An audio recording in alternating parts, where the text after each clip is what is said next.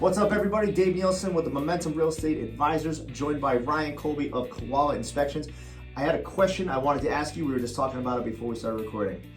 I wanted to talk about, let's say, the top 3 things that sound scary in a home inspection, but are not as scary as people think. Good. As I said a little bit ago, I think that go down the list. Top 1, mold-like substances. Mold-like substance.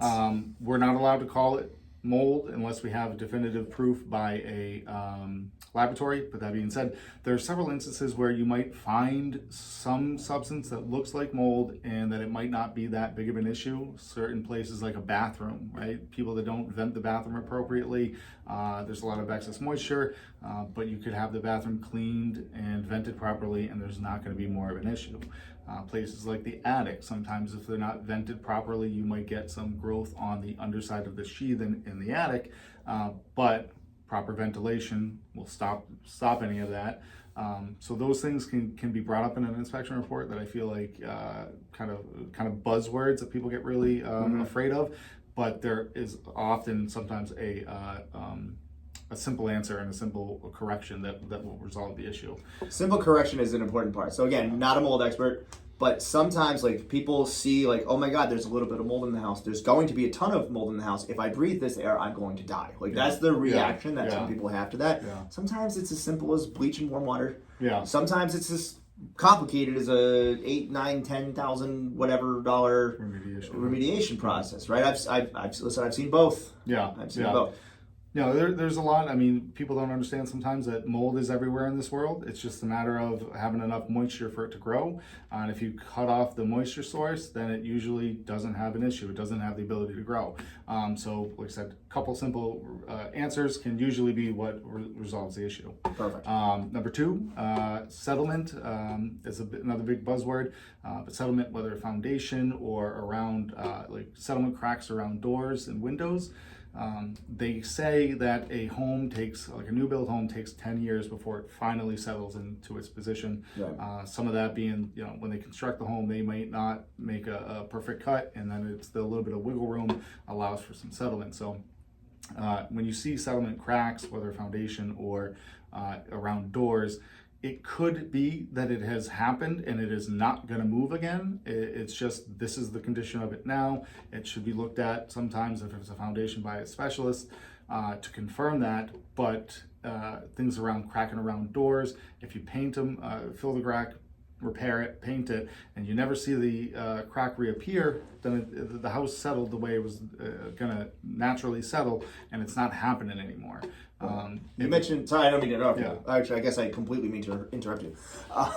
You talk about the crack around the door, right? Yeah. I've absolutely had this conversation with buyers in a house, touring it and during an inspection, where they say like, oh, there's a crack in the ceiling. That means the foundation is cracking. Like they don't understand that that's not the foundation, that a crack up there is really just the house shifts a little bit, and that's like just drywall or plaster even sometimes. Yeah, I mean, there's the thermal expansion and contraction of building materials throughout the seasons, right? We go through cold winters, we go through hot summers here.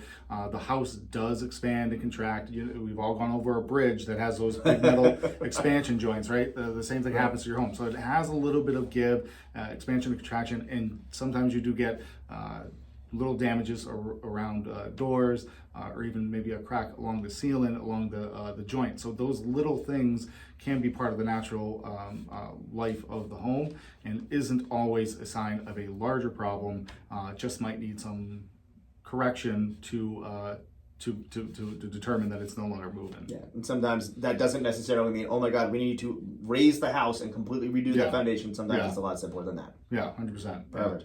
Ryan, what do you think the third one is? I think that the term that we use a lot in home inspections would be end of serviceable life or end of economic life.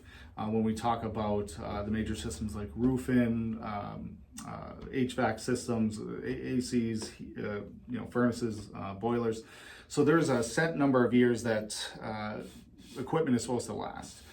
It can go beyond those years depending on the maintenance. It can fail before then, but it's usually just a set time that the manufacturer says, this is what we're saying this product is good for. but maintenance can certainly help it go much longer than that. Big example would be something like an HVAC system. Says 12 to 15 years on an HVAC system, but in New England, we don't really use it that much more. Not like in Florida where it's being used all the time, so you can get 20 years out of a well-maintained HVAC system in New England, even though its economic life is like 12 to 15 years. Right. You know where I run into that a lot is I always call it a hot water heater. No, it's not that, but the water tank, the water heater. They always say, oh, its expected life cycle is like 7 to 10 years. I can't tell you how many people have a 12, 13, 14, 15-year-old. I have one. Like those things, they often can last a long time. So if I'm speaking to people who are considering buying a property, right? When your home inspector says, oh, it's approaching the end of its economic life, that doesn't mean that on Tuesday it's going to explode. That's not what that means. It just really means, hey, this is something to watch out for. Because the manufacturer said this is about how long it should last, it doesn't necessarily mean that's how long it's going to last. Ask anybody who's ever driven a Toyota Corolla how long things actually last compared to how long they're supposed to. Yeah. Cool. And to that, which we've said earlier, nobody buys a car and expects to not change the oil in the engine. Right. The same thing with your systems in your home. There's a little bit of maintenance that you have to do to get the lifespan and furthermore, more than the lifespan by simple tune-ups, simple maintenance to get the most out of the life of the system. Good stuff. So hey, listen, if there's anything to take away from that, is that things, especially as they pertain to home inspections and your home, as you own your home, as you're buying your home, all through this process, right? Things aren't always as scary as they seem. That's why when you are picking your home inspector, you want to pick somebody who has good bedside manner. Like I've worked with Ryan a couple times now, and so far so good. My clients have been very happy. I've been very happy because you have a good way of putting things that says this is something you're going to want to watch out for, but not something that is necessarily immediately a problem. Good stuff. So Ryan, if anybody watching this wants to find you, how do they find you? It's Ryan with Koala Home Inspections, 401-332-8387, or you can find me online at koalainspections.com. Perfect. Guys, if you want to talk to me, you can leave a comment down below. You can text me directly. It's 401-205-3456. One more time, because I talk fast, 401-205-3456. Looking forward to helping you out.